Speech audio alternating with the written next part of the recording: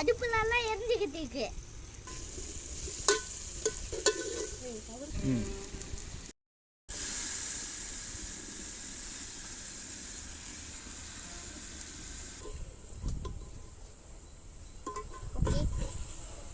நல்லா கலக்கணும்.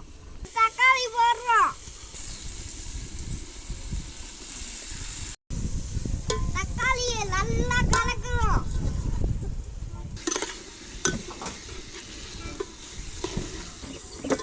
நல்லா சூடாயிடுச்சு.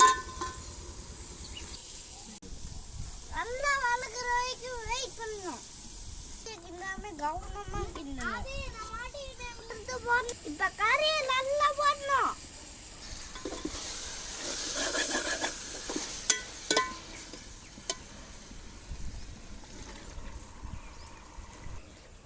கறியை மிஸ் பண்றோம். அத்தனை மூடி எடுத்து மூடணும்.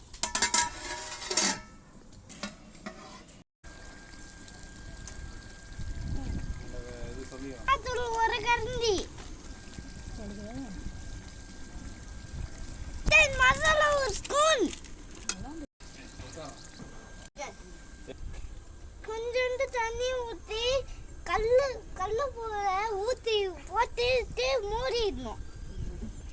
இப்போ வந்துக்கிட்டு இருக்கு. இப்போ கொஞ்ச நேரம் வெயிட் பண்ணுறோம்.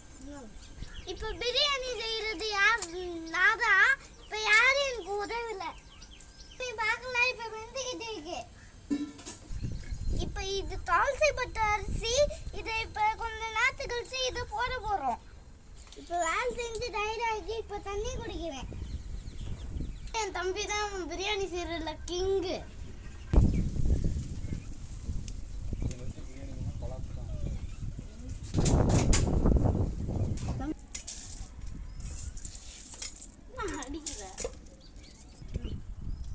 இவர் தான் என் தம்பி. இவர் பிரியாணி செய்யறதுல கிங்கு.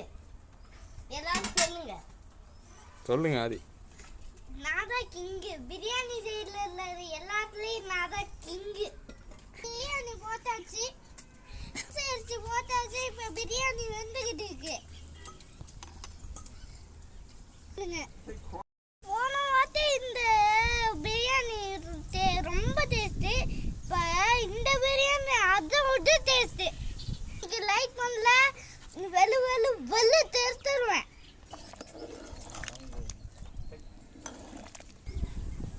ஆஹா, சுவையான பிரியாணி.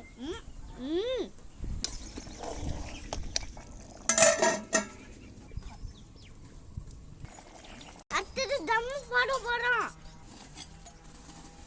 பாட்டுக்கு 1/2 மணி நேரம் வெயிட் பண்றோம். பிரியாணி சாப்பிட வெயிட்டா பட்டு